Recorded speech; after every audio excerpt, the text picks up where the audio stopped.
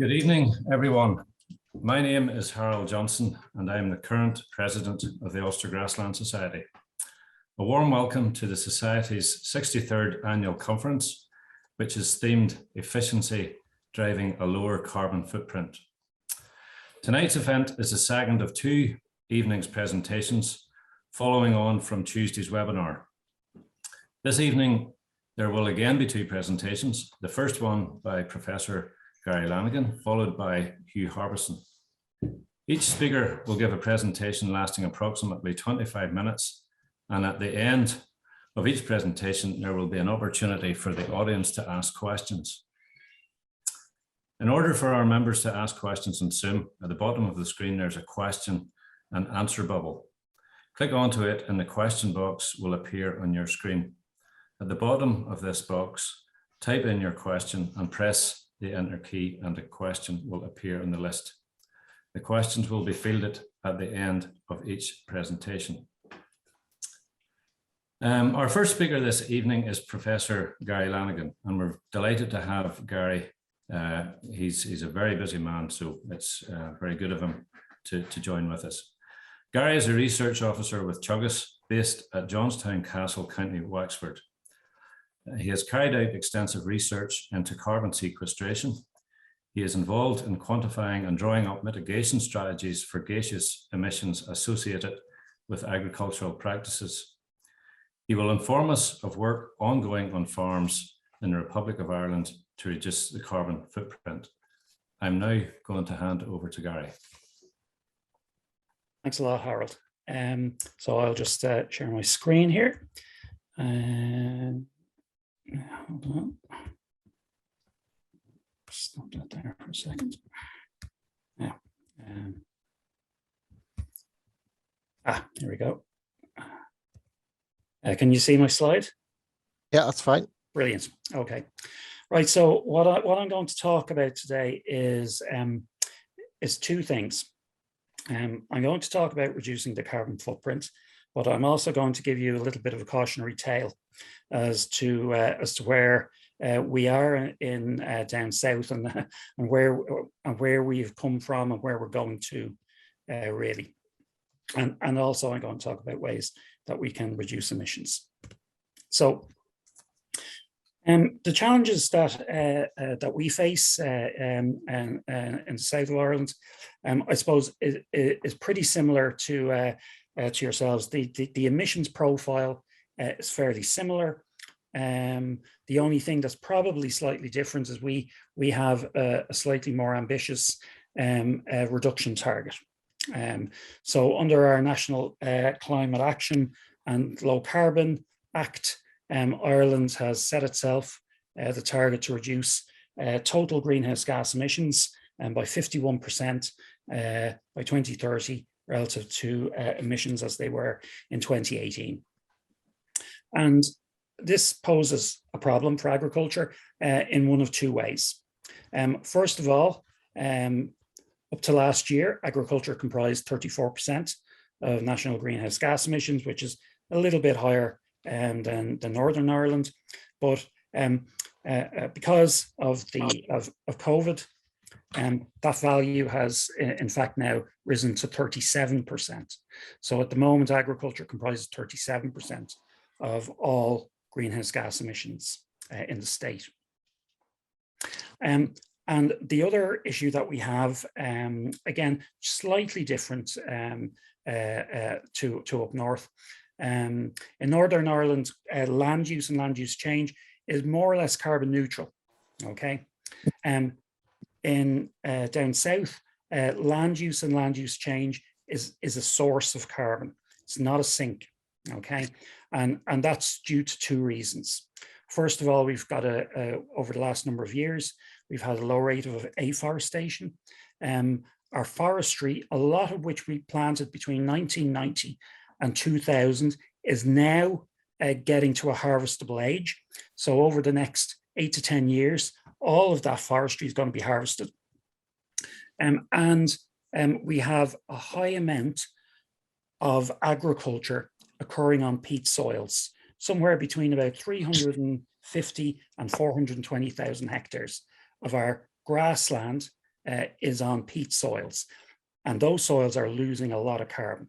Okay, so if you actually add our land use emissions to our agricultural emissions, the agriculture, forestry, and other land use sector, as it's combined, as it's called, is actually 40% of national emissions.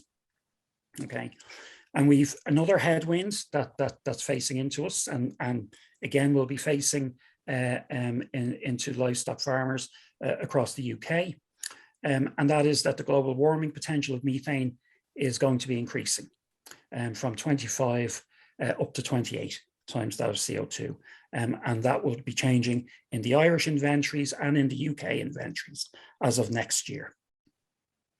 So there are the challenges that we have, and then we have a policy requirement. We have a policy requirement in terms of we get asked, well, what are our emissions going to be in the future if we do nothing? The second question we get asked is, what mitigation strategies can we have to reduce emissions, and how are these divided out? And then the third and probably the most important thing is, what's the cost? Okay. So our emissions, again, fairly similar to Northern Ireland. We had an increase in emissions up to 98 pre-cap reform, and then due to mainly a decrease in sheep numbers and a decrease in fertilizer use, we saw quite a high decrease, about a 16-17% decrease between 1998 and 2011, when the all-time low was hit. And then what you do see is that post quota removal, a strong increase, about a 14% increase in total greenhouse gas emissions, almost exclusively driven by an increase in the dairy sector. So the number of dairy animals have increased from 1 million animals in 2011 up to now it's just over 1.5 million. Okay, and milk production has increased by 64% over the same period. Okay, so here you see it in much more graphic detail. And sorry, something I should have pointed out is we also then use an economic model called the FAPRI model to predict where our emissions are going to go. Okay, and we see them topping out somewhere between 22 and 23 million tons. Okay, the problem is under our national target, we have to get a reduction of 22 to 30% from agriculture. So that means going from about 23 million tons down to between 15.5 and 17.5 million tons. So you're talking about, you know, a 6 to 8 million ton drop in emissions, and that is very, very challenging. There's very few countries that have managed without having to actually reduce animal numbers to get to those kinds of reduction levels. I suppose the other thing to bear in mind as well is because we're predominantly pasture-based agriculture, you know, we don't have those traditional ways that you would have on the continent to control methane emissions via diet, for example. So it means that most of our mitigation it tends to be around that third or so of emissions, excuse me, of emissions that occur from nitrous oxide. So that's mainly around nitrogen use. Okay, and again, just to show here, our predictors of where the bovine population is going to go up to 2030. Under our business as usual scenario, we see the total bovine population doesn't really change a whole lot, but the composition of that population changes. So we see gradual reduction in suckler cow numbers and a strong increase in dairy cow numbers. Okay, so up from about 1 million dairy cows up to about 1.6 by 2030. Okay, and this is the other flip side of our emissions profile, and this is the land use emissions, which it kind of get overlooked a little bit, but in fact are going to probably have a much larger bearing on agriculture down south. And the problem we have is that we have forestry. So a minus number here is a sink, which means you're getting a removal of CO2 out of the atmosphere. So forestry in 2018 was sequestering about 3 million tons of CO2 per year. What we see is over the coming decade, we project that to fall off a cliff as the rate of clear felling exceeds the rate of afforestation. And in fact, by 2024, the carbon sink associated with forestry will have disappeared. The other thing you'll notice is in grassland. So, you know, again, people often say, well, grassland sequesters carbon, doesn't it? And I would say, yes, that's true. Grassland on mineral soil sequesters carbon.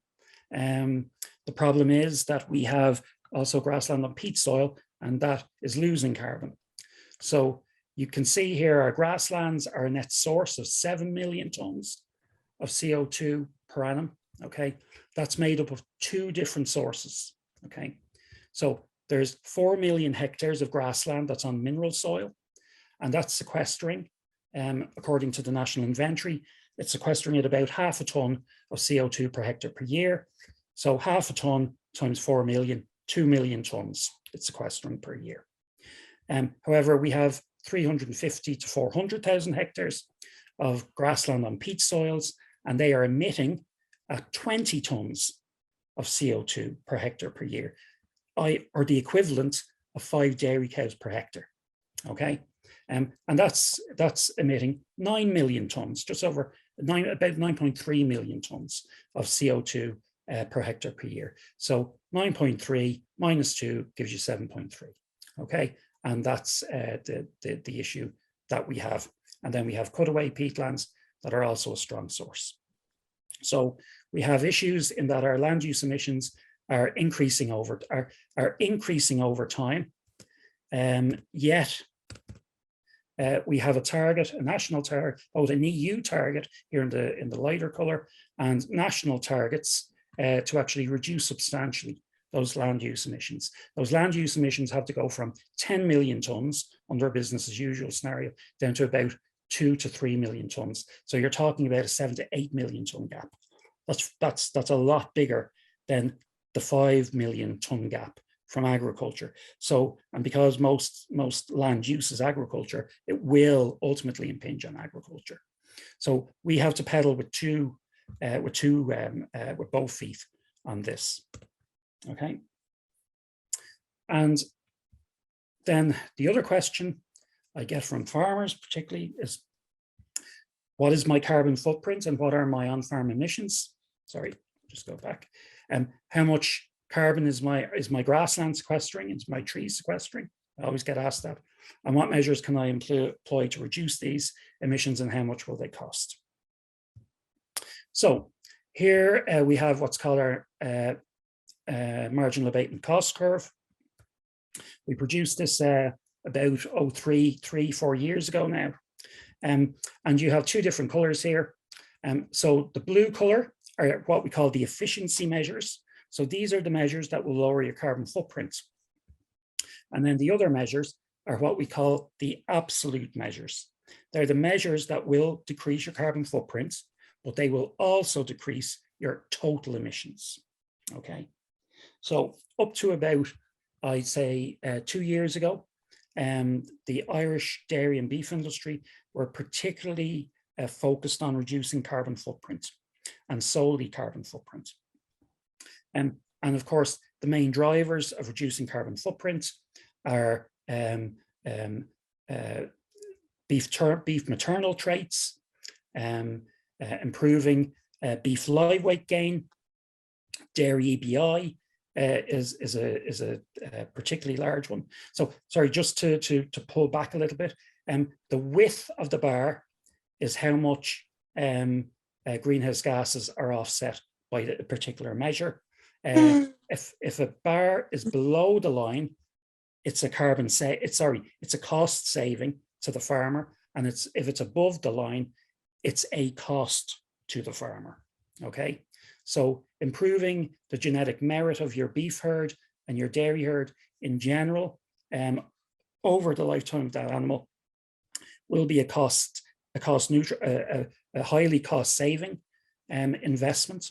Okay, extending the grazing season reduces emissions because emissions associated with housing, if you're feeding grass silage in the main, tend to be higher than if you're feeding on fresh grass.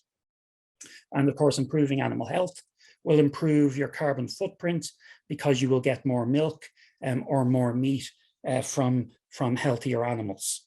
Okay, so all these, and of course, because they're efficiency measures, they will reduce the carbon footprint, and they will also tend to be cost negative.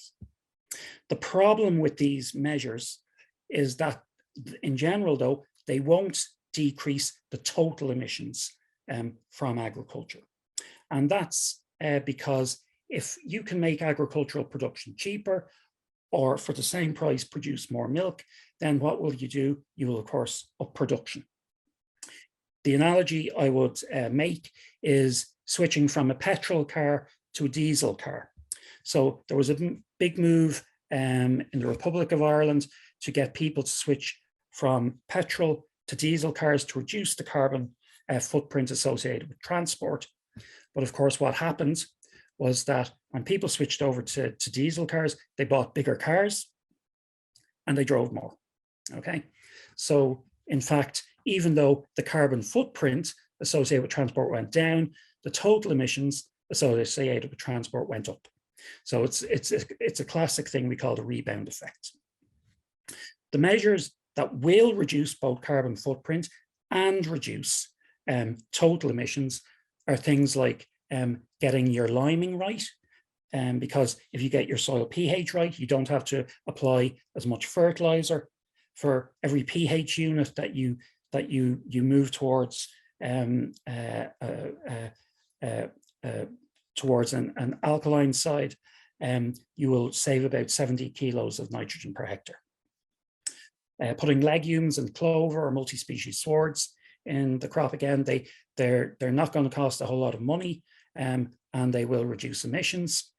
Changing your fertilizer type from a calcium ammonium nitrate based fertilizer to a protected urea fertilizer actually has a big impact in terms of emissions for a small cost. Okay, and the reason we say protected urea instead of straight urea is because, of course, there's a lot of ammonia emissions associated with straight urea. There's also benefits in reducing crude protein in both pig and bovine diets.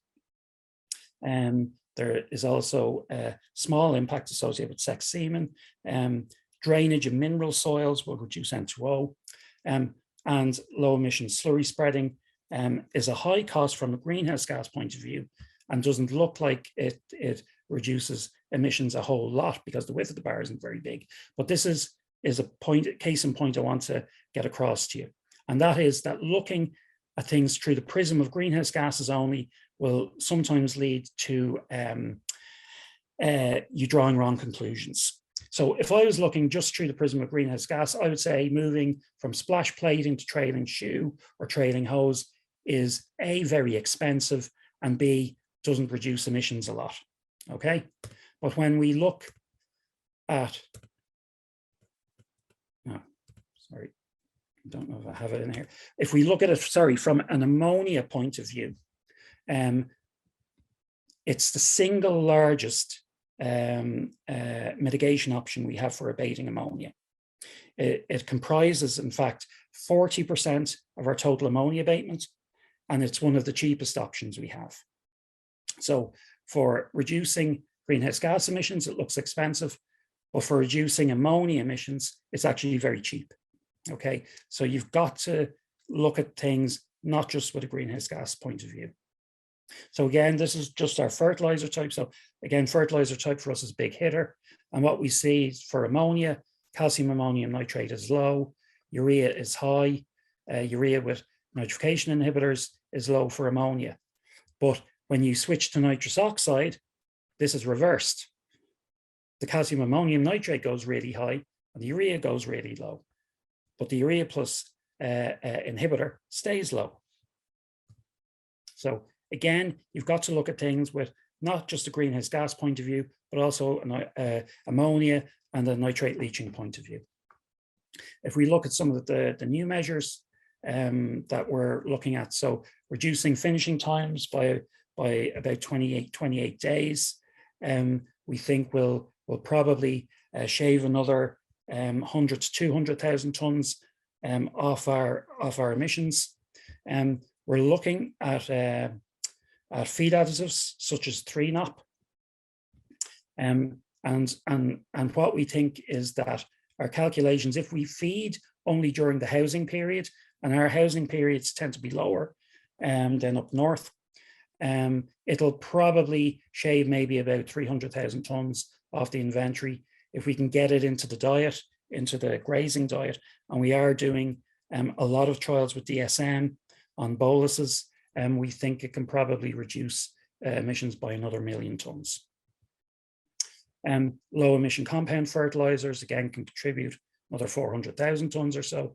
And then using wastes and digestates for biofertilizer manufacture, again, can offer a small amount there. If we look at our land use, MAC, again, improving grassland management will probably improve our emissions profile by about 400,000 tonnes or so, or about half a tonne to a tonne of CO2 per hectare per year. But most of our mitigation is going to be made up from rewetting of peat soils and from afforestation. But the one thing I would say for afforestation is that for 2030, it's not going to make a whole lot of difference. So this is the rate of afforestation at 2,000 hectares per year, and this at 8,000 hectares per year. Where it will make a difference will be once we get down to 2040, 2050. But for our 2030 targets, afforestation isn't going to make a whole lot of difference. It's going to be forestry management. So at the moment, our forests are going, our current forestry stock is going to turn into a source of CO2, and quite a substantial source. However, if we extend the age of rotation, we can maintain the sink past 2030. In some ways, it's just kicking the can down the road because that emission will happen, but it will give us time to get the forestry in place. So what are we doing to actually get adoption on the ground, both in terms of greenhouse gas reduction, carbon sequestration, etc. So we've set up the signpost farms within Teagasc. It's a network of 110 farms that the MAC measures that I've described, they're going to be rolled out onto these farms. They're going to take up not all of them, but a suite of them. Okay, and what we're doing is we're measuring the emissions on these farms. We're measuring the soil organic carbon, the baseline soil organic carbon on every field in every farm, down to about a metre. And then we will do the first round, come back in 5 years, do it again. The other thing that we are doing is we're putting out carbon flux towers on 32 of them. 8 of them are farms that are on peat soils, because we really have to get a handle on these peat soil emissions. And what they do is instead of you measuring soil carbon, waiting 5 or 10 years, coming back and measure it again, they're measuring the amount of carbon going into the system and leaving the system via photosynthesis and respiration. They're measuring at a very, very high rate, 10 times a second, every second of the day, every day of the year. And basically, this is what you see. So during the summertime, you get an uptake of CO2, you get a silage cut, and you get a bit of a release. Then it grows again, you get uptake. And all it is a profit and loss. It's a running total. So you can see this is from our grasslands in Johnstown Castle. And this is a net sink of about 3 tonnes per hectare per year, which is substantially higher than the inventory value of 0.5 tonnes. So this is one of the things we want to do is measure what the actual rate of carbon sequestration in our grasslands is, because the current value in the inventories is a book value. Okay, so basically what we will do is go around the country. We verify a lot of the stuff with our farmers, but we can also remote. We can actually also verify some of the stuff via satellite and remote sensing. It gets put into models and then ultimately into the inventories. So that's kind of where we're going with that. So on farms then in total, what should I do to improve my carbon footprint, reduce my emissions? Well, the first thing is get your soil pH right. Okay, if you get the soil pH right, then everything else will flow from that. But there's no point in getting your soil pH right if you don't pull back the mineral nitrogen you're applying by the amount of extra nitrogen that's going to become available. Add legumes or multi-species into the sward. Reduce nitrate-based fertilizer, particularly on heavy clay, clay soils and pod soils that actually produce a lot of N2O.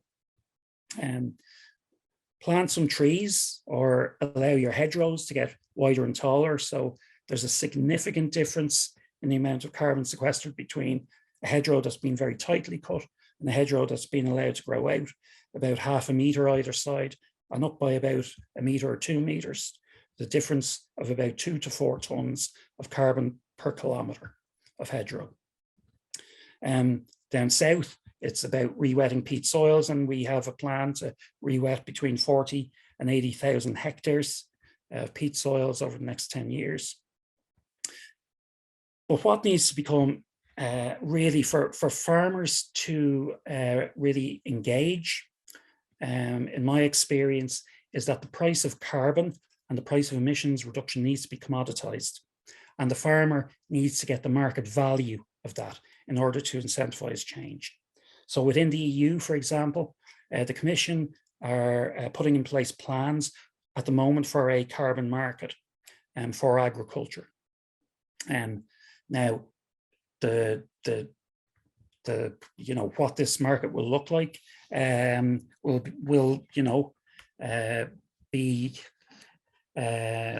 still isn't known, whether it'll be a sector only market or a free for all.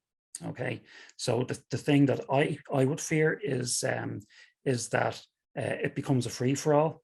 Now, if it's a free for all, you will probably get a higher price of carbon, but what you could end up with is selling the carbon credits to a foreign airline. So the emission reduction leaves agriculture, but also leaves the country.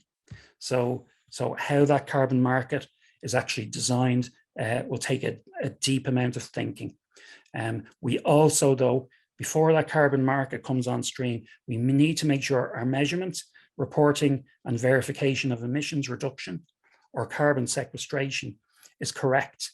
Because if it's not correct, if I say to you that this year you're sequestering 2 tons of carbon or reducing your emissions by 2 tons and you get €50 a ton for that, and I come back in 2 years' time and say, oh, sorry, it was only half a ton, then the market's going to lose integrity. So we need to get the measurement right, but then we need to get the process right as well. Thank you very much. Okay, thank you very much, Gary. A lot of science there and a lot of technology and very, very well explained. I'll maybe kick off with the questions. I see this for us all as a real agricultural revolution. And you did say there about carbon credits to maybe incentivize farmers, but that is a long way off. Things like re-wetting and that sort of thing. How really will we get the farmers to adapt initially up until you get the credit thing up and running, if it ever gets up and running at all? Oh, well, certainly in Europe, it will get up and running. They want it up and running by the end of next year.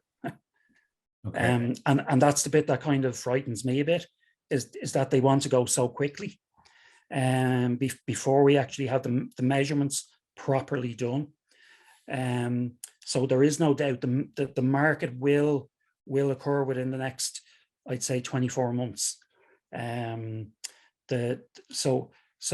what will incentivize a farmer to, so in general, if we look at our peatland soils, 400,000 hectares of it and about half of that is very low intensity agriculture.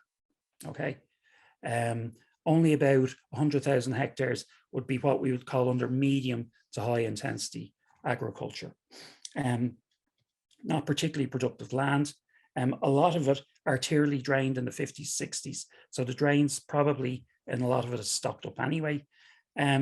So if I say to that farmer that you get the current price of carbon, which is 50 euros a hectare, and you're going to stop an emission of 20 tons of CO2 per hectare. So that's 20 times 50, that's 1,000 euros per hectare. So if I offer you 1,000 euros per hectare every year, because it's an annual payment, it's an annuity, then I'd say that there's some farmers bite your hand off. Now, the problem is at the moment is that the large multinationals have realized this before a lot of other people have. So Microsoft and Facebook are currently buying up large tracts of property of peat soils in Scotland. Okay, I'm currently taking part in a 5 million euro project with Microsoft. Okay, and it's to build the platform that this market will be set on.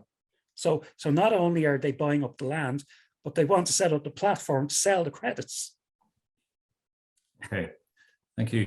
There's a number of questions coming in here, so we'll just take them as they come. So the first one was from Jim Freeburn. What impact does Hedges have in reducing greenhouse gases? Now, I know you did touch on this. Do you want to expand on that slightly? Okay. So we've have a project there where we've literally gone around and dug up hedgerows from around the country. That we've dug up the roots, the whole lot, several kilometers of them. And what you find is that in very highly managed hedgerows, where you're pruning them every year, and they're probably maybe at most half to 3/4 meter wide, meter high, you're only sequestering every year about 0.2 tons of carbon per kilometer. But if you allow them to grow out and to grow up, you're going to sequester several times that amount, somewhere between 2 and 4 tons of carbon per or CO2 per kilometer, depending on the species in there. Okay, just moving on to the next question from Andrew Crawford. When talking about re-wetting peat soils, is this productive land currently under intensive grassland production, and will farmers be compensated? Yeah, so about 25% of it is under what we would call medium to high intensity. So about less than 100,000 hectares is under dairy production. There's probably another 80 to 90,000 hectares under medium intensity beef production, and the rest is low intensity mixed beef and sheep or sheep production. And will they get compensated? Yes, but of course the amount they get compensated is going to be the key thing. So the question is, will they be compensated the market price of carbon, which is 50 euros a ton, or will they be compensated by a lower amount, say our current carbon price in the Republic of Ireland, which is about 28 euros a ton. So that's going to be key. Okay. Next question is an anonymous one. Great presentation, Gary. What are your thoughts on GWP star for NI and separate targets for gases? Okay. Yeah, and yeah, I think I know who sent this one in. But so the answer is for Northern Ireland, it might be an advantage. Okay, so GWP star certainly lowers methane emissions. So currently, our methane emissions in the Republic of Ireland are running at about I think it's about 14 million tons. If you were to convert them to GWP star, that would magically reduce down to about 8 million tons, right? And you think to yourself, that's great, okay? However, our methane emissions are going up because our number of dairy cows are going up, right? And GWP star exaggerates increases and exaggerates decreases. So if you're in a situation where your emissions are increasing, it increases them by a factor of 4, it exaggerates that increase by a factor of 4. But if they're going down, then it exaggerates the decrease by a factor of 4 as well. So I would say it depends on the trajectory your methane emissions are going in.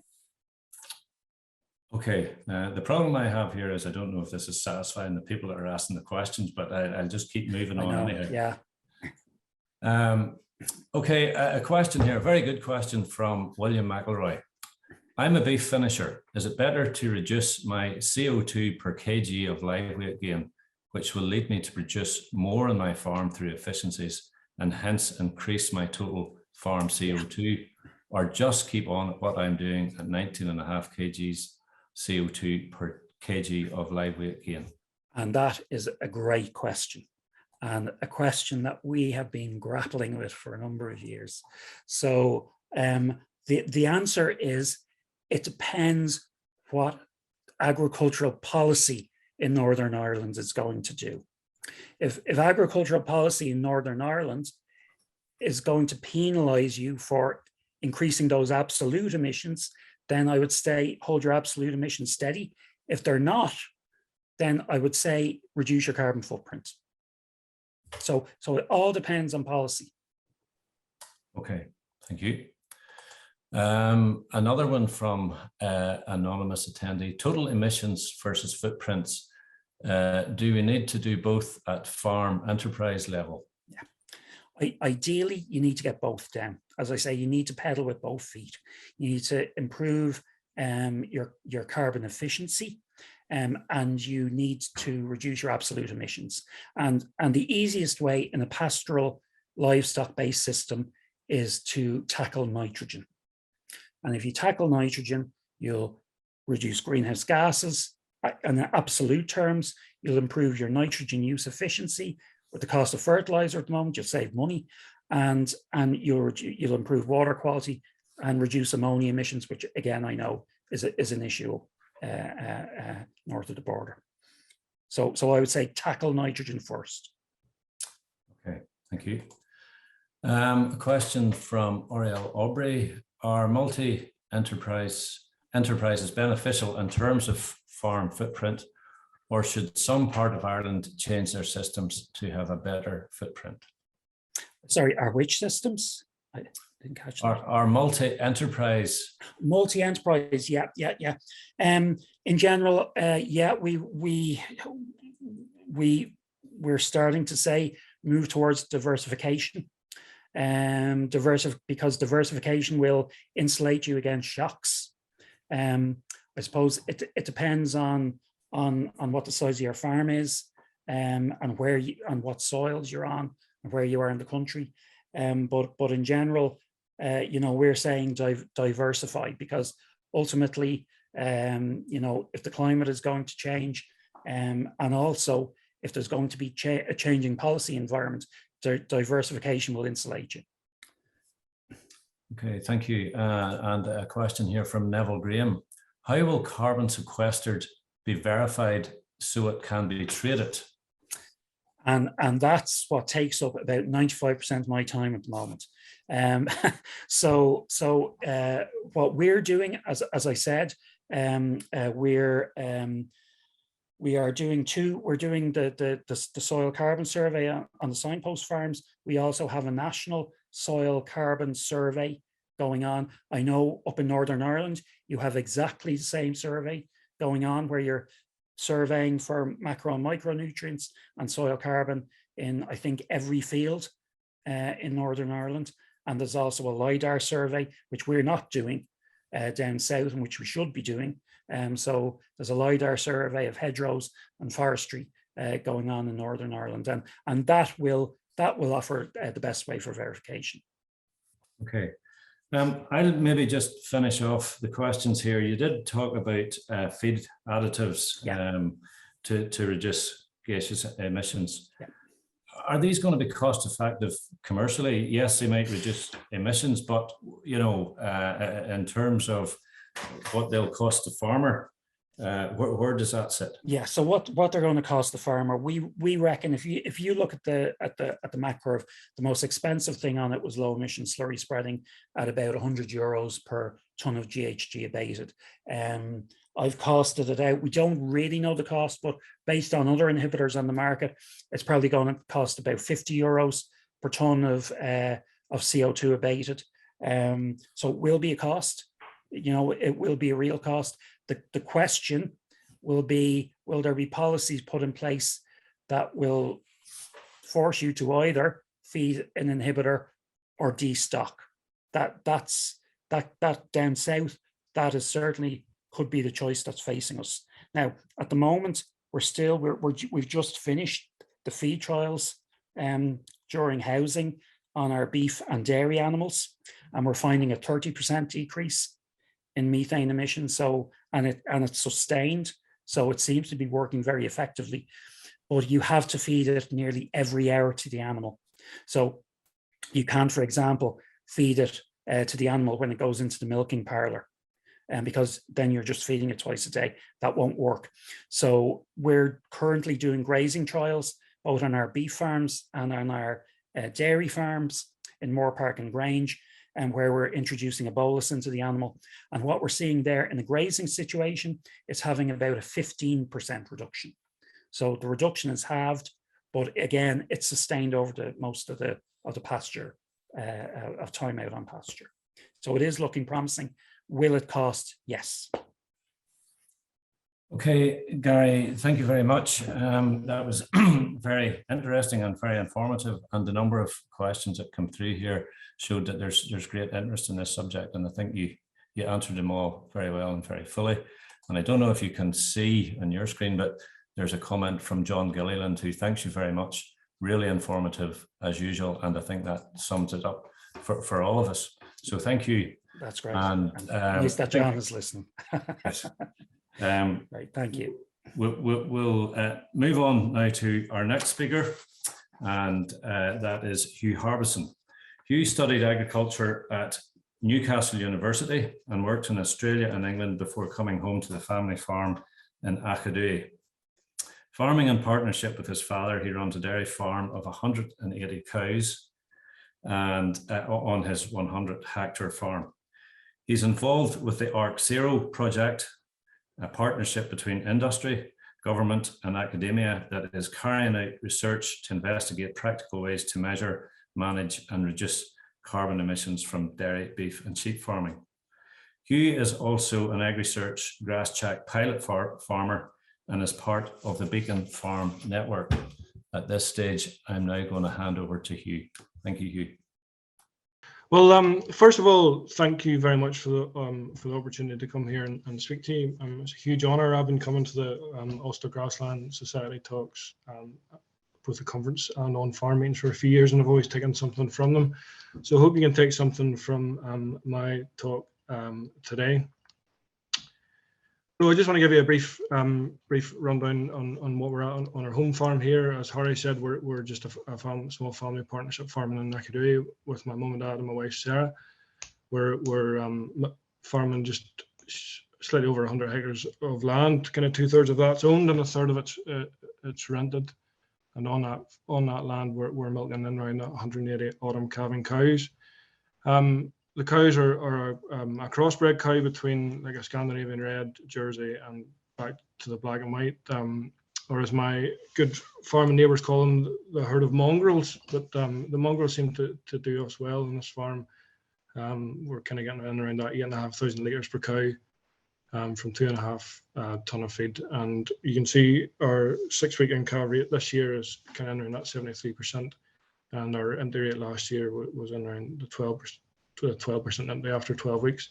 We like the tight autumn block calving for us. It gives us, we're busy from September to Christmas, and then we've got slack periods through the spring and summer months. And I just thought I'd put these two pictures up to show you the calf house we have on the farm here that we built in 2017 to rear the calves, and then just a picture of the cows calving outside. We calved kind of 100 head outside this year in the fields.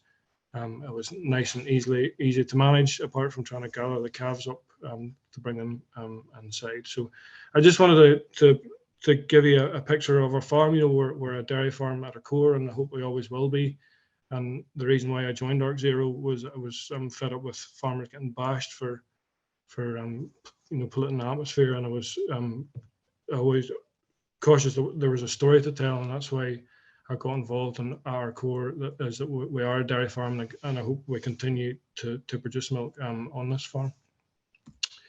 So ARCZero is accelerating 7 farms towards net zero.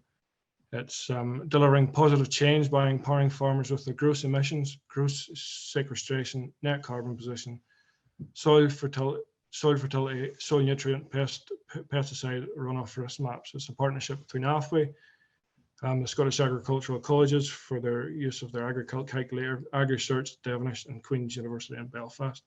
And the map on the left-hand side gives you an indication as to where the farms are spread out throughout Northern Ireland, and it's a mixture of enterprises between beef, sheep, and dairy and arable, and it gives us a huge range of enterprises as well as a huge range of soil types. So we were able to gather up quite a lot of information throughout Northern Ireland this year, and it's funded by the European Union and the Rural Development Programme.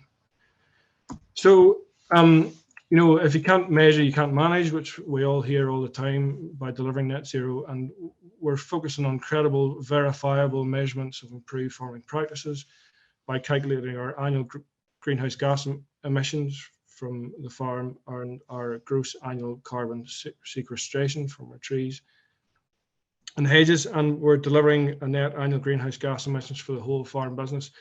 And this farming, food and production needs to be benchmarked on our net, not gross emissions, to get real farmer buy-in and positive change. And that's what we're trying to achieve through this project, is that farmers are judged on our net emissions and not our gross emissions. So this time last year, we kind of started the project, and the first thing we did was we went around all our farms and soil sampled to a depth of 7.5 centimetres, which you'll all be fairly familiar with, to give us a pH, P and K reading and organic matter for our farm. And Rachel Cassidy from AFBI put together these maps to show where our pH indices was. And you see throughout our farm there, as a whole, it's not bad, but there was areas that needed to improve, which we addressed last year. So I would like to think that our farm is there or thereabouts for pH. And this is also shown in our phosphate map that Rachel put together as well from AFBI, and you can see that most of the farm is between 1 and 3, with a small part being quite high. So it was quite reassuring to see that, despite being quite highly stocked in this farm, that our P levels are kind of acceptable. So it was important for us as a group to get the basics right, and we all know the consequences of low pH. It deteriorates the soil's ability to sequester carbon and the nutrient utilization efficiency. And with only 18% of soil in Northern Ireland being at the right pH, there's huge scope through, as Gary said, throughout the island of Ireland to increase the soil pH to make our soils more efficient, not only through nutrient uptake, but also to the ability to sequester carbon, and in particular mineral soils, which we have here on this farm. So you can see there that if a soil is below 5.5, at 32% of the fertilizer is wasted, which is sobering this year considering the price of fertilizer. So after we got our farm soil tested, we then got the farm Lidar surveyed, which some of you will be interested in. So Alex put the information onto this map, and you can see we have a small area of deciduous woodland just south of the farmyard there, the colour green. So that's where most of our trees are. You can see that the heights are above 24 metres, and then you can see throughout the farm we've hedgerows ranging from 3 to 10 metres, and all the trees in between.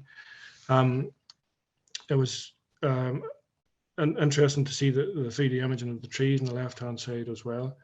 Alex then put all this information into this table, which is interesting. If you'd have told me last year that we had nearly 19 kilometres of hedges in this farm, I'd have never believed you, but there we are. You can see that we've 18.78 kilometres of hedges, ranging from 4 metres high to 10 metres high. And it's like what Gary was saying before, it's interesting to see there on the left-hand side are 3.8 kilometres of 10-metre hedges sequestered nearly 3 times, or have carbon nearly 3 times as much as the 10 kilometres of 0 to 4 metre hedges.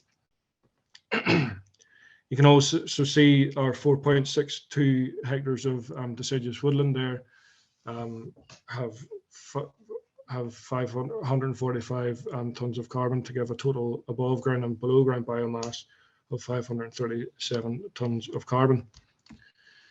The Lidar survey, I just thought I'd throw this in here because it would be interesting for you both. I don't know whether you all can see that, but the Lidar survey threw off these reports to give us the water quality and runoff risk maps, and you can see there the yellow areas are hydrologically sensitive areas, and the red areas are critically source areas of high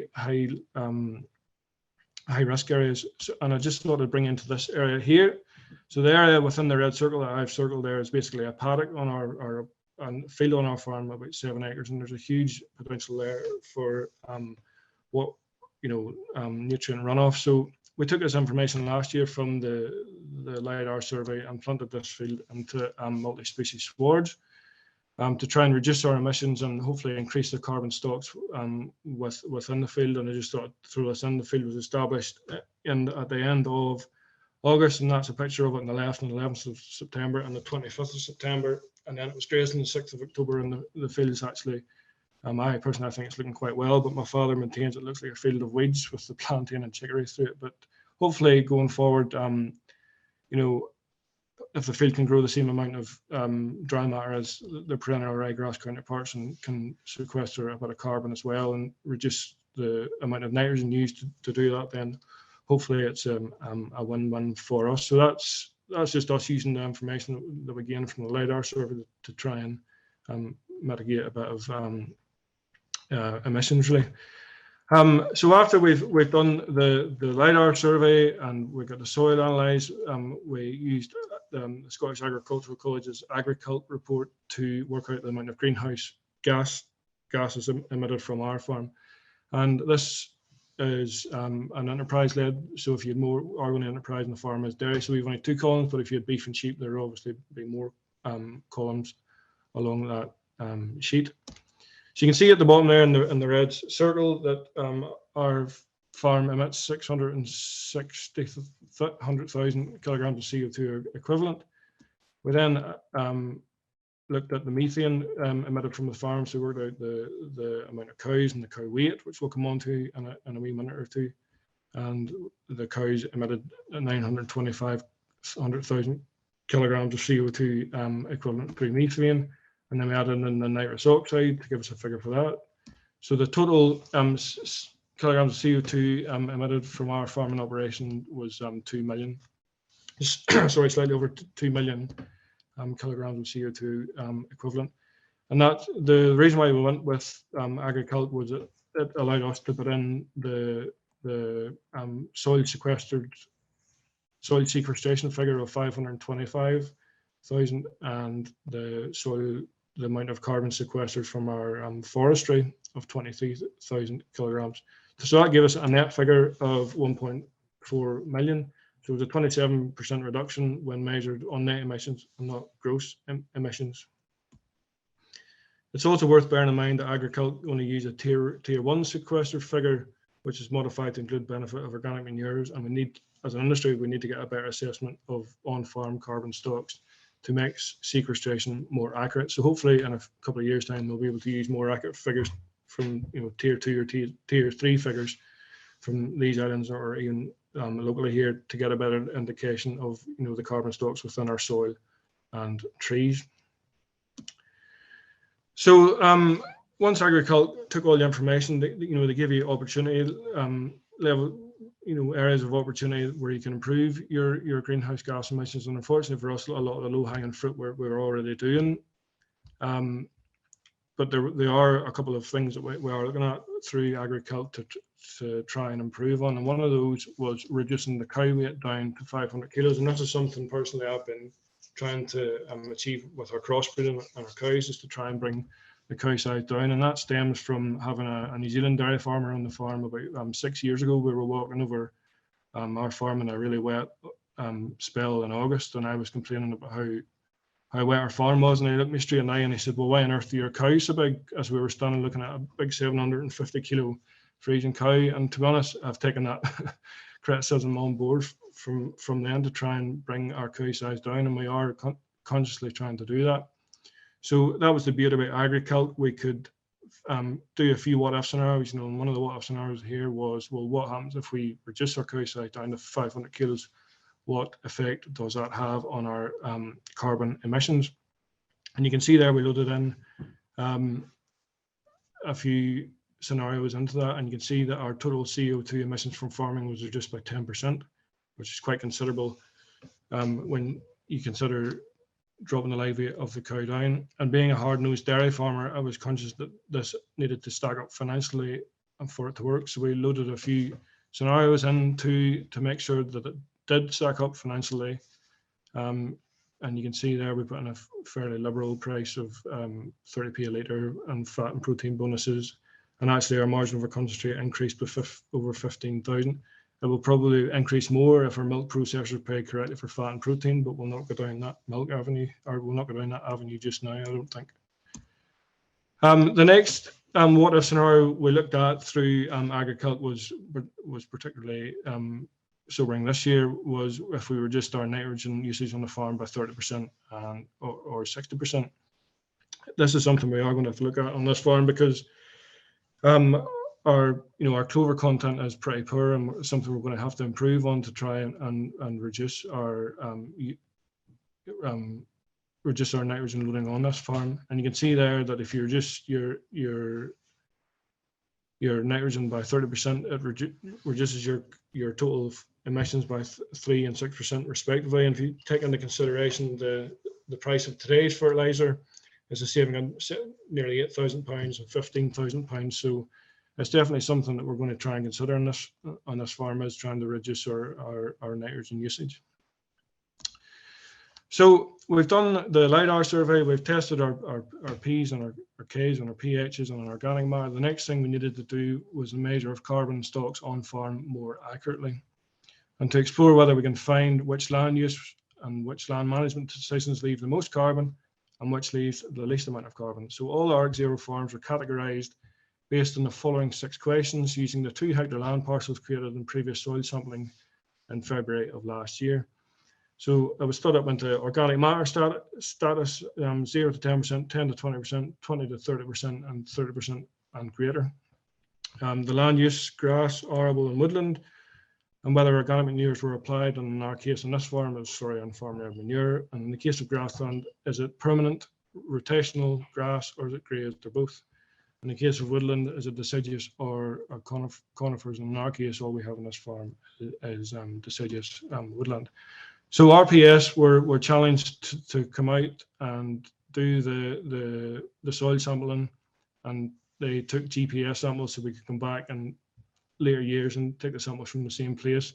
So poor old Josh here was out in ARCZero in the driest spell I've ever seen, and he got to know how hard our soil could be during the dry spell. So I think he was glad to get it done.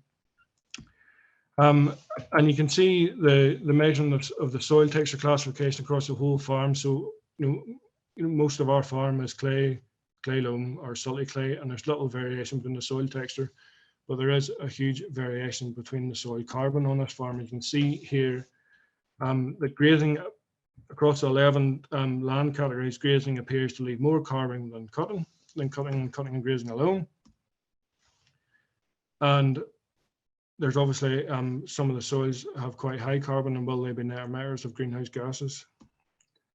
You can see the data in the red circle here that we have 18,594 tons of carbon locked up in our 100 hectares of land here in ARCZero. Whenever you add in the 538 tons of carbon that we talked about through the Lidar survey, through the trees and the hedges, we have a total carbon stocks of 19,000 tons. And if you want to convert that into CO2 equivalents, we have 70,000 tons of carbon locked up in the soils. And farmers are ultimately the custodians of the nation's carbon, and that's something that nobody ever mentions. And I feel as if an industry we need to be standing on top of the rooftop screaming this out, because at the end of the day, if you want to improve sequester carbon, like the farmers will have to do it. So in summary, every one of us in this group are personalizing the journey. There's things that we'll be doing on this farm that will be different than other people.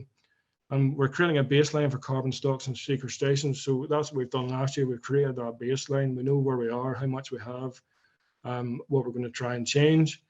And hopefully in a couple of years' time, we'll go and measure again to see what did work, what didn't work. And we're educating, we're explaining how to use the new data, such as the Lidar Survey, to make better decisions on farm. And hopefully we'll repeat the baselines, as I said before, to record the changes in management that we've done throughout the year. So that's all I have to say, really. I think the industry's changing a lot well, it's changed a lot, and it's going to change a lot. And I think we have to be led by the science. We always have to be led by the science, because if we don't do that, then we're just guessing. So I think ARCZero's got a huge story to tell, and I've been strong-armed into hosting a farm walk here on the 27th of April of this year. Although I think that's my wedding anniversary, so I'm not sure my wife will be too pleased to see you all, but you'll be made very welcome here in Abatement, and hopefully we can learn a wee bit more along the way. So thanks again for the opportunity. Hope you've taken something from it, and again, you'll be very welcome here on the farm walk on the 27th. All right, thanks.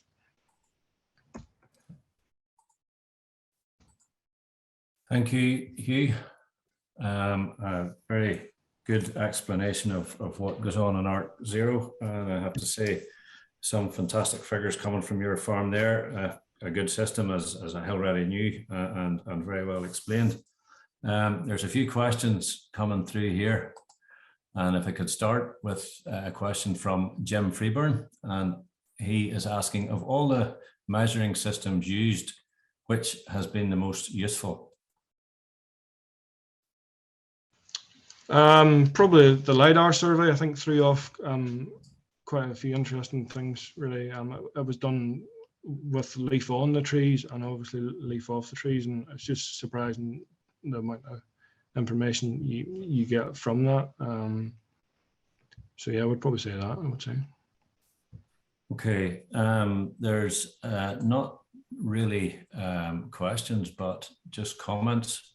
Super presentation, very much the foundations of a robust method to measure, monitor and verify carbon balance. And then somebody else has said, great talk, Hugh, and I think we would all agree with that.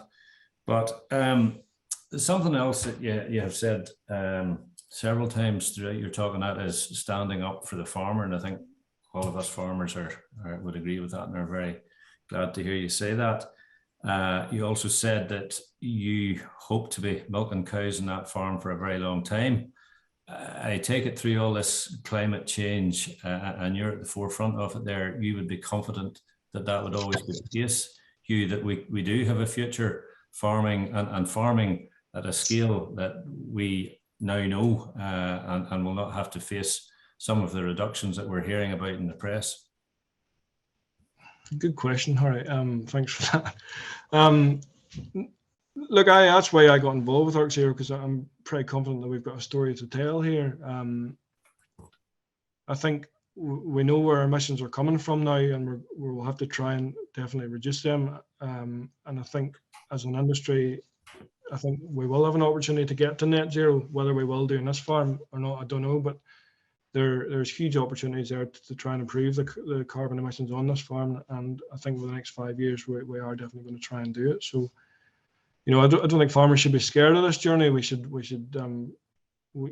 take it with open arms. I think there's going to be opportunities there to be had, and I think we have to get our own house in order to seize those opportunities, really. And that's why we have to have a credible and verifiable way of recording carbon. And going forward, we just need to get our own house in order, really. Okay, thanks, Hugh. Just another question coming through here from an anonymous attendee. Hugh, where to next on mitigation measures? Legumes, protected urea, lower protein concentrates. So what's your thoughts on the next mitigation measure? Probably all of the above, I would say. As I said in my talk there, like, I'll be the first one to say the legume contents on our swards is very poor, and it's something we're going to have to improve on, particularly this year, over the next couple of years, to try and allow us to reduce our use and fertilizers going forward. And also, multi-species swards, the research work coming out, and that seems to be good. So we're going to establish more of them this year as well, I think. Okay, and then another question has come through anonymously again. Renewables, why is there none used? Have you any thoughts on that moving forward? Well, we have a biomass boiler on the farm to heat the water for washing the product, etc. But yeah, they're exactly right. We should be using more renewables than we are looking into perhaps solar or something like that to try and bring that down further. So that's, I mean, there's huge scope there to reduce renewables, legumes, everything. So we'll have to try everything going forward, I think. Okay, just see some more questions coming through here. Yeah, another anonymous one. You have 20,000 tons of carbon on your farm. If carbon is worth €50 per ton, can you see you farming for carbon rather than milk production? Good question. Can you imagine what the community would say if I sold all the cows and just became a carbon farmer? No, you're right. Look, there could be an opportunity there to do both. If milk price is bad, we could, do things that could increase the value to sequester more carbon. And if it's the other way around, we could do that. So, yeah. Okay, question from Conall Keown. Hugh, do you feel your business can reduce its footprint much more? And do you feel your farm and herd performance will be impacted to achieve any further reduction? That's a good question, Conall. Thanks. To be honest, I think we can. Like, I think there's a lot of, although we have done a lot of the low-hanging fruit, there is other stuff there that we can do to try and reduce our carbon footprint further. Our net emissions with the trees and hedges came down 27%. I can really see us add another 10% to that through even just our hedges and our trees, and maybe reducing our using nitrogen fertilizer a bit more to get that down to maybe between 30 and 40%. So that I think there is huge scope there. But the important thing is we've done the baseline this year. We know where we are now, and there's nothing to stop us doing in 2 or 3 years' time and recording that again. It'd be nice to. Hopefully, I would like to think it would be down a bit further from them. Okay. Would you consider spring calving and less meal? Coming from an anonymous attendee. Would I consider spring calving and less meal? Do you really think I'd be milking cows in autumn time if I thought this farm was suitable for spring calving? I would love to be spring calving, but our farm's just too heavy and it's very quick to wet at the back end and very slow to dry in the springtime. So we find that the autumn calving herd works well for us. It gives us slack times and busy times throughout the year, and I don't think I'd ever change it, to be honest. Thank you. Question from Mark Belloc. Do you find multi-species swards work better in rotational grazing or a set stocking situation? Definitely rotational grazing, I think. Okay. And William McElroy is asking, do you think other industries will have to take drastic measures like we are asked to do? And what about the general public? Moving a bit away from agriculture there, Hugh. So what's your thoughts? We're digressing a wee bit. I think other industries will definitely have to take drastic measures, but we're fortunate enough that we can make changes and we have the ability to sequester carbon, whereas other industries have not got that opportunity. And I don't think farmers should be too hasty to sell their carbon credits too soon, because I think they will be worth money going forward. Okay, thanks, Hugh. That was a very good presentation, and the questions come through thick and fast there, which is a reflection of the interest that your presentation provoked. So thanks very much for coming along and doing that for us this evening.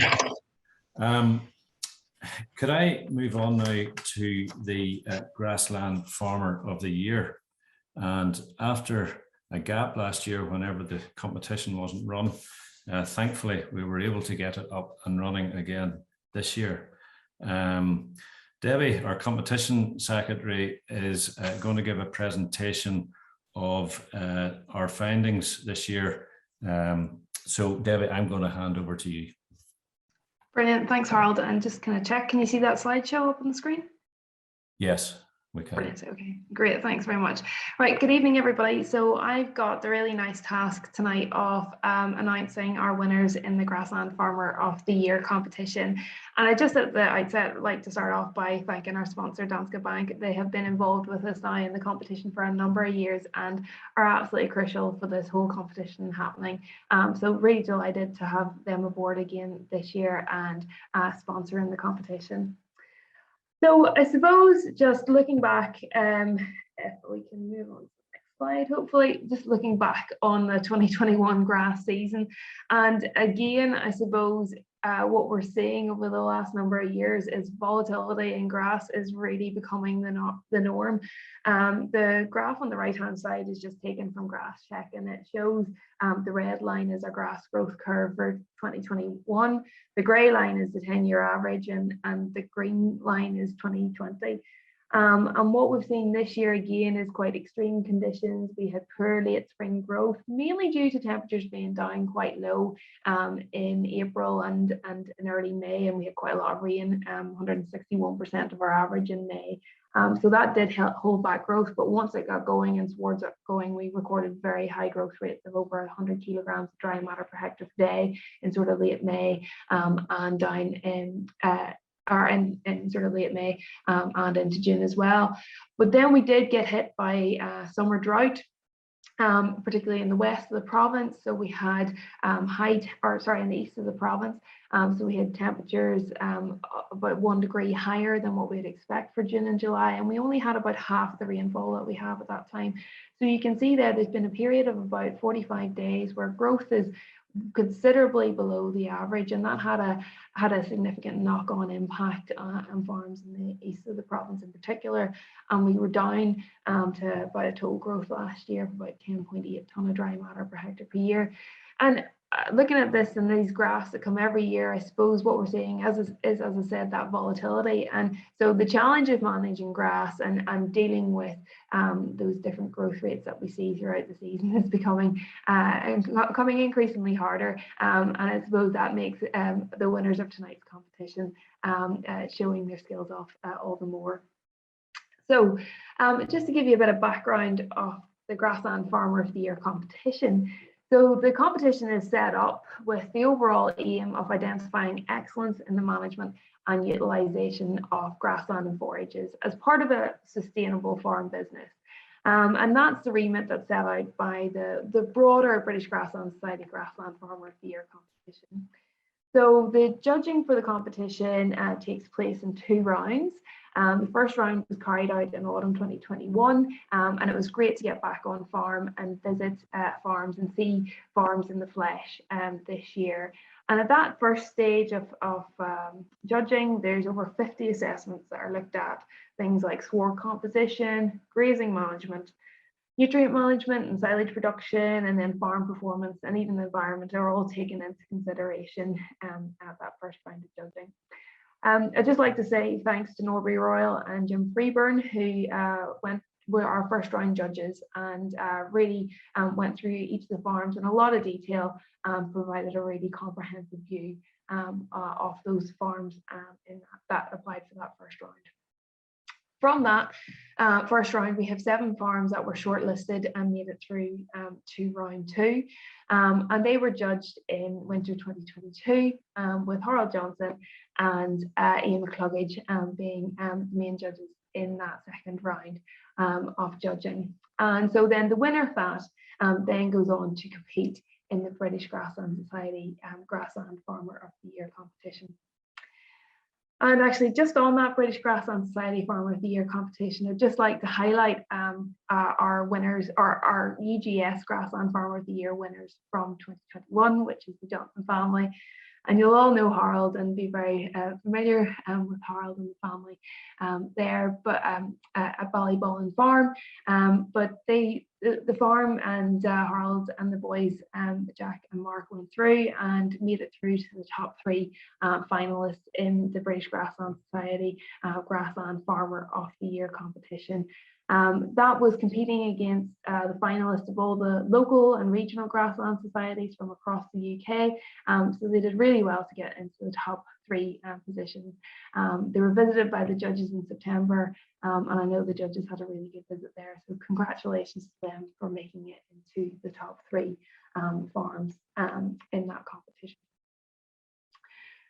So just to move on to this year, to announce our Grassland Farmer of the Year competition awards. And I wanted to start off with a couple of awards that we'd like to give out, or a couple of special commendation awards that we'd like to give out to 2 farms in particular that really shone through in terms of the development that we've seen on their farms over the last couple of years. The first of our special commendation winners this evening, get the slide to move on, is Johnny Hutchinson, who farms near Tobermore in County Londonderry. Johnny is a new entrant to the competition, and he farms about 130 acres.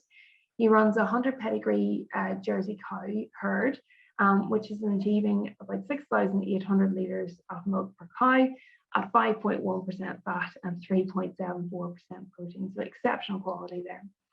The farm started in milk production in 2003, and I think what really came through in this farm visit was Johnny's work ethic, because over that time period he completed part-time courses at Greenmount. He's worked off farm for a number of years, but slowly and steadily has worked up at the farm to build up the herd, and do so actually with minimal borrowings as well. So Johnny's farm is very much, the winter diets are very much based on good quality forage. His second cut silage was analysing at 12.1 ME. They grow some maize as well on the farm, which is fed and included in the winter diets as well. And there was virtually no waste evidence in the silo, with exceptional management there. The infrastructure on the farm has been really well thought out to provide a really labour efficient farm yard, and Johnny completed most of the work himself. And technology such as Cow Manager is used to identify ill health and estrus behaviour in the herd. I think overall, just in this farm, the judges were impressed by the level of management on the farm, and that was supporting good performance figures. And Johnny really had a bit of a breath of fresh air in his attitude towards growing the business sustainably over the past number of years. Certainly all the building blocks are in place for future development, and I know Johnny's quite eager to see the business progress.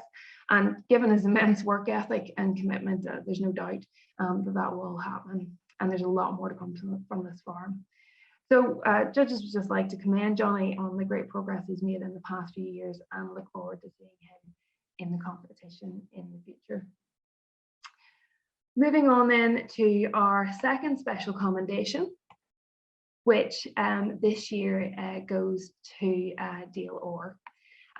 Dale will be known to many of you for running an organic beef and sheep farm near Downpatrick and Down. And both rounds of visits, Dale provided a really interesting visit, really just opening our eyes to the potential of multi-species swords and some of the work that he was doing there.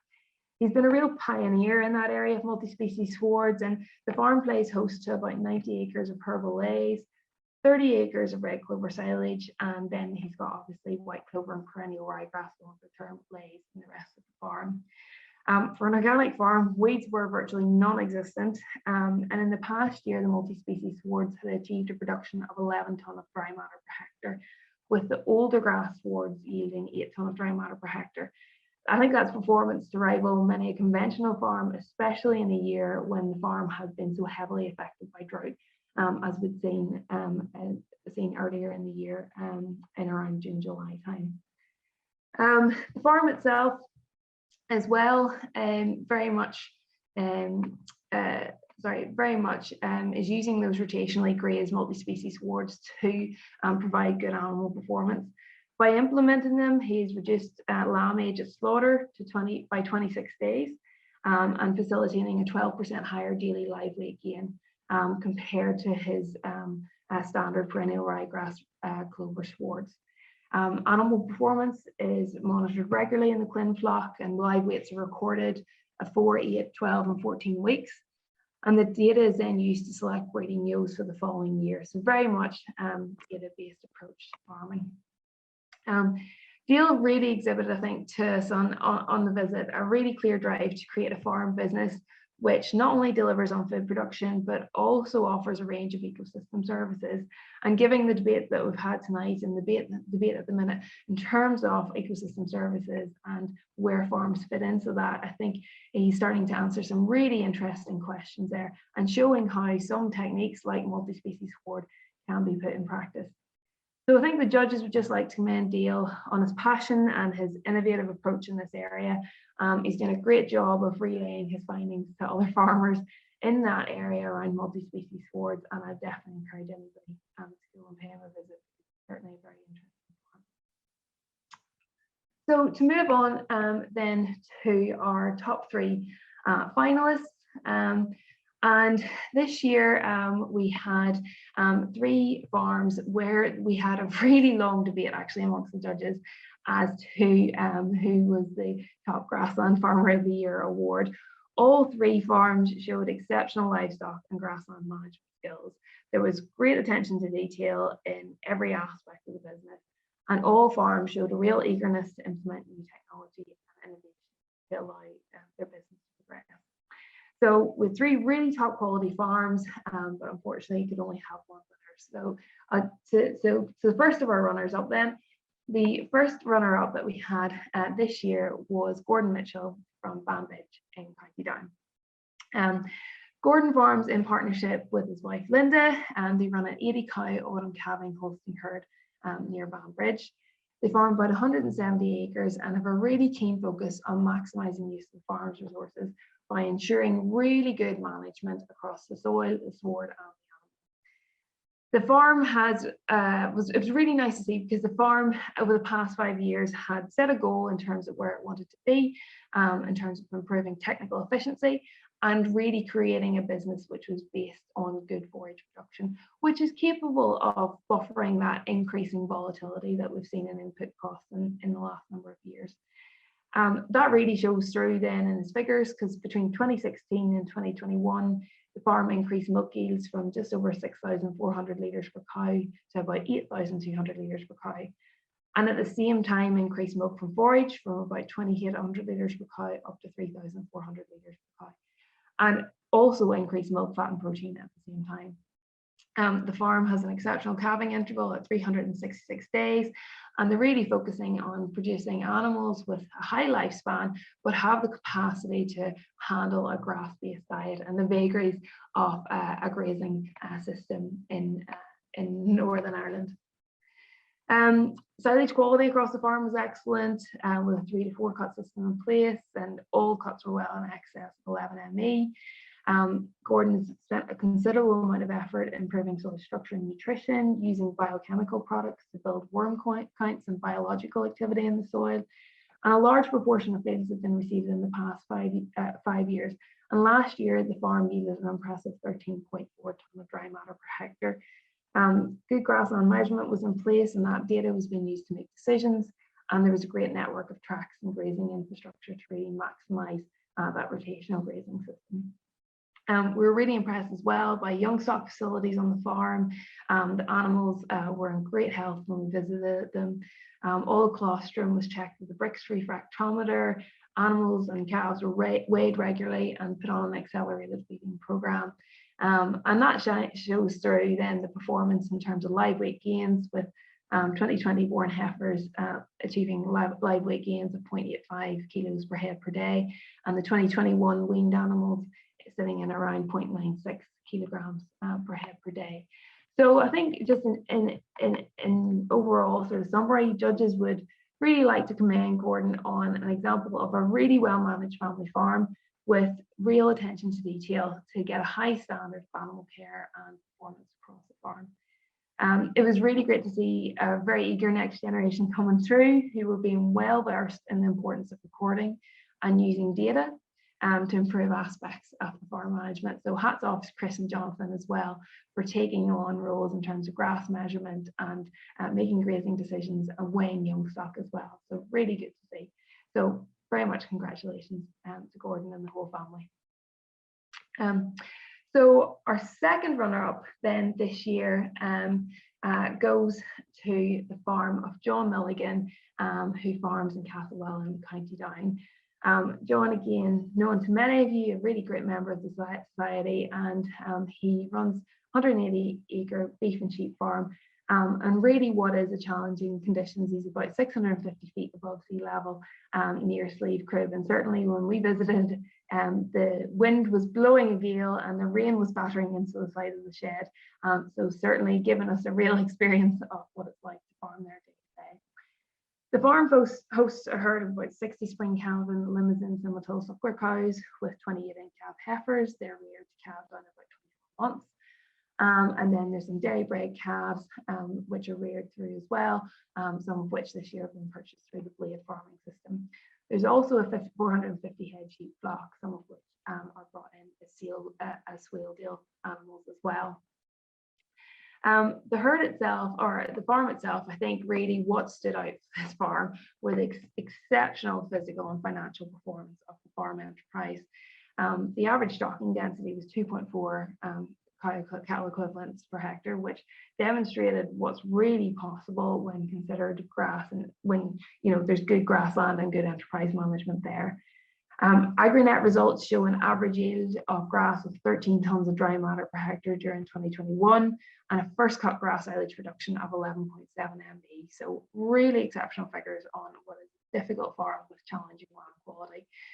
Dribble bar application was used for slurry, there was regular reseeding in place, and paddock grazing was there to improve overall grazing efficiency as well. Performance figures were exceptional. As I said, the farm had 200% lambing percentage, and you can see there bulls were finished at an average of 13.2 months with about 390 kilos dead weight at grading U3s, and heifers 22.7 months grading R3 at about 330 kilos dead weight. So really exceptional performance. And the cattle on the day, it was very clear to see that they were really well managed. In addition, the introduction of the swale deals to the sheep flock in recent years has created a market for female crossbred breeding stock, which adds to the business and introduced a bit of hybrid vigor to the commercial flock as well. John has actually been calculating his carbon footprint for both beef and sheep enterprises and displayed a carbon footprint 43% lower on the beef side than the average and 23% lower than the sheep enterprise.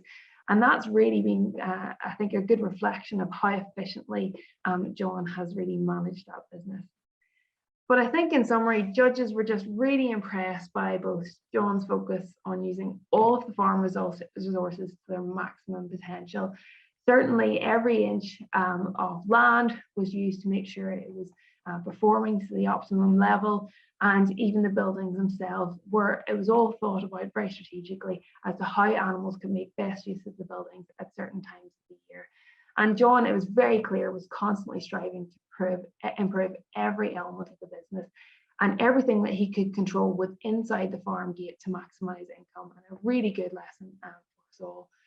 That approach has really led him to build a business which is really well placed to handle volatility in input prices, and every decision he made was really well reasoned and supported by really good performance figures.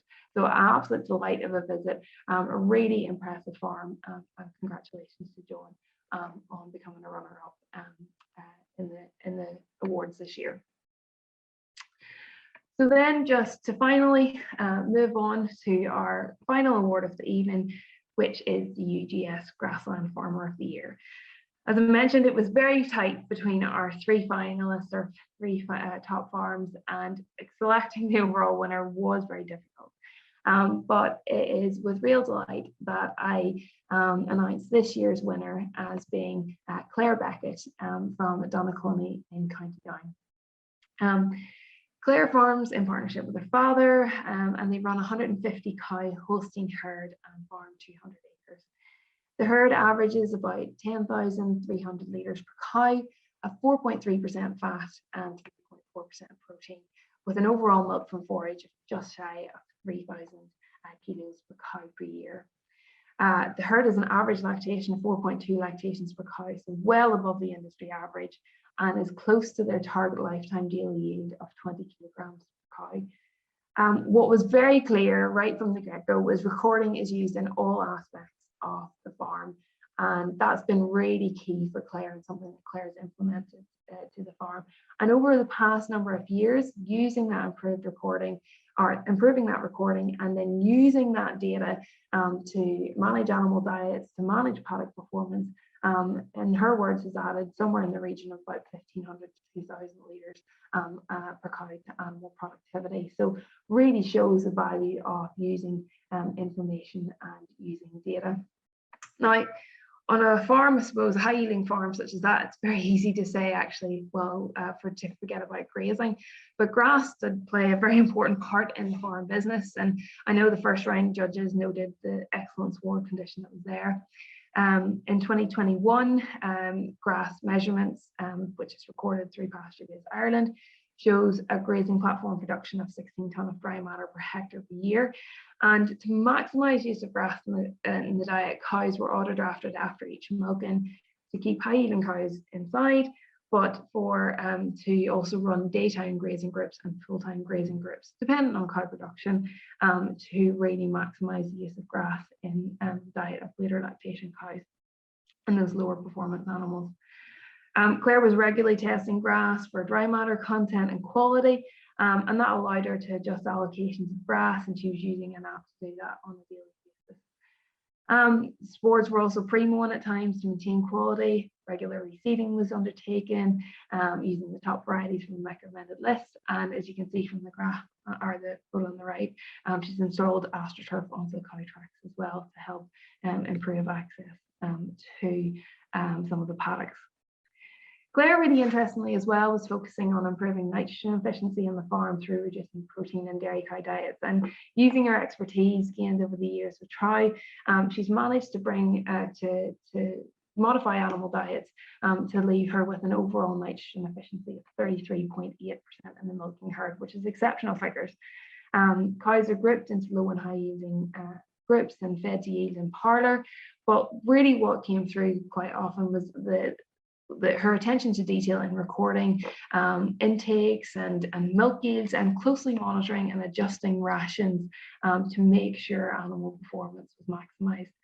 4 cuts of silage were made last year, and I think Clare said the 4th cut averaged about 11.1 ME and 34% dry matter, so really good quality stuff even at 4th cut, and whole crop silage was also being used on the farm as well.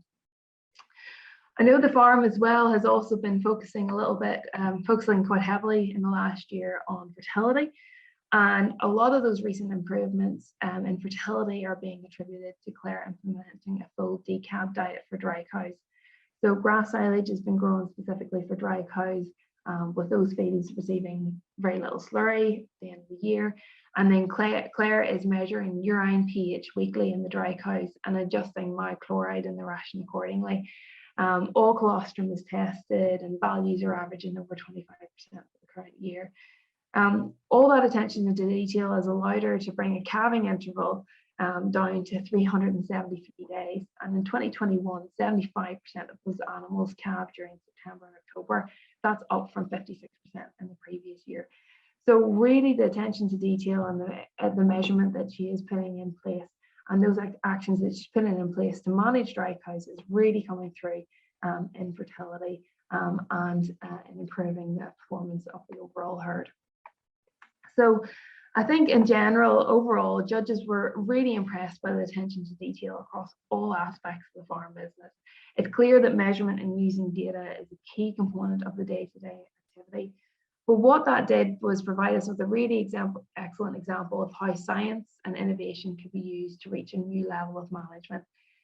That level of management supported excellent performance figures across the milking herd, the young stock, and the grazing platform, and is really helping the farm to reach its full potential. So it just shows us what can be done by really putting and implementing high quality management. So judges would just finally like to commend Clare on her drive and her passion for managing this business to a very high level. So a big congratulations to this year's Danske Bank Ulster Grassland Society Grassland Farmer of the Year, who's Clare Beckett. I'll pass back to you, Hugh, or Harold. Okay, thank you very much, Debbie, and thank you for all the hard work, all your hard work associated with this competition. And it was my very real pleasure to be in the judging panel along with Debbie and Ian McCluggage, and to see it firsthand, the very high standard of grassland farms that we have here right across the province. Well done to all the winners. Particular congratulations to Claire, the first female winner in the history of the competition. And I've no doubt that she'll be a strong contender as she goes forward as a Northern Ireland representative in the British Grassland Society competition later in the summer. And can I add my appreciation to Danske Bank for their continuous and very generous sponsorship of this prestigious competition. The downside of a webinar is that we're not getting any PR tonight, but at the first available opportunity, we'll get the winners together and meet up with Rodney Brown and Danske Bank. So at this stage, I want to hand over to President-elect David, who's going to propose a vote of thanks. David. All right, thank you very much, Harold. Apologies for my choice of shirt, and apologies for our terrible Wi-Fi. If the photo freezes or you can't hear me, I don't know whether it's the part of the country we live in or the fact that I'm too miserable to pay for something good. But I have to say, an excellent evening, first class from start to finish. I want to pass on our vote of thanks to Gary Lanigan. Gary came along at the start, showed us everything that was happening behind the scenes at Teagasc. And for anybody that's involved in agriculture, the one thing that we've heard all along is if you can't measure it, you can't manage it. And Gary has made it very clear that unless we get the measurement right, we really can't manage it, and we really can't get the process right. So thank you very much indeed, Gary, for taking the time to come along tonight. And then what can I say about Hugh Harbison? Well, I knew it was going to be good. You can't deny what's bred in the bone. We all know how good a farmer Thompson was, and Hugh certainly is living up to everything that Thompson has shown him over the years. Hugh took us through ARCZero and everything that he's doing on the farm. And it is good to see somebody, I suppose, as young as Hugh, walking the walk, that they're not talking the talk, they're out there, they're measuring, they see that things, they're not burying their heads in the sand, they're measuring, they see things that have to be changed, they're making changes, and they're certainly getting on with it.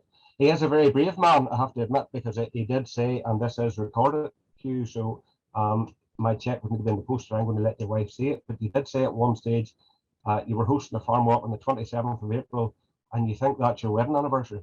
You're a brave man, and you're definitely a braver man than me. But Hugh, thank you very much indeed. Your presentation this evening was top notch. And then, of course, we went on to Debbie McConnell and the Grassland Farmer of the Year. And once again, could I echo what Harold has said and thank the Danske Bank for their sponsorship again. They're always there to support the society in any way that they can. And to the judges that went out and braved the weather. Not an easy thing to do. I'm involved in the Fermanagh Grassland Club Silage competition, and I have judged for UGS years ago. And it's really not an easy thing to do, but especially whenever you're down to the last three, and there are three farms that are as good as what we've seen there tonight. So thank you very much to the judges and to Danske Bank, but on a special word of thanks to Debbie for bringing it all together. It's all very well having everything going on behind the scenes, but it always does take somebody to go for the focus and bring the whole thing together. Our presentation there tonight just showed that Debbie's top notch. She's on the ball with everything. She has her notes in front of her. She knows what she's doing, and she's a first class character for leading that competition. So Debbie, thank you very much indeed, folks. For those that are tuned in from home, none of this would be possible without the help of Jason Rankin. Jason has put an awful lot of effort into making sure everybody's on screen, that the slides are there, the presentations are there, that you at home can watch this as if we were sitting in a meeting room. And we do look forward, hopefully in the not too distant future, to getting together again to get caught up with each other and everyone else. But in the meantime, this is the best we have, and Jason has certainly made it as good as it could be. So Jason, on behalf of the Society, thank you very much indeed. And of course, what can I say about George Reid, our Secretary, without telling a yarn about him, but I better not tonight, we'll leave that for another day. George pulled this whole thing together. I don't know, I assume, going by the figures there tonight, with nearly 100 people watching tonight, and we had a big crowd again on Tuesday night. And if you have that many people coming on to watch something, you know that the agenda is good, and you know that the speakers are good. George certainly puts a lot of effort, and not only to this, but to everything that goes on behind the scenes. So George, thank you very much for all your efforts in making this a success that it has been. And then finally, I don't know whether anybody has been following Twitter while while the conference has been going ahead there. But John Henning, our PRO, John's always behind the scenes, but he's always pushing the UGS to the front. So John, thank you very much indeed for everything that you do for us. Sometimes you're an unsung hero, but we do need the publicity. We do need to be able to let people see what's happening. The fact that we can't get together, we do need to get it out to a wider audience, and certainly your efforts make that happen. So thank you very much. Folks, as I say, I do look forward to the chance that someday we'll meet soon. But in the meantime, thank you all very much indeed for attending tonight. I think you'll agree with me, it was an excellent conference. And Harold, I'll hand back over to you. Thank you very much, David. So this brings our virtual conference to an end. It is fully the intention, pandemic permitting, of course, of our executive committee to return to a more normal in-person program of events for the incoming year. Could I thank you for your attendance at the conference, and hopefully we will see each other face to face on a farm walk in the not too distant future. Thank you. Goodbye.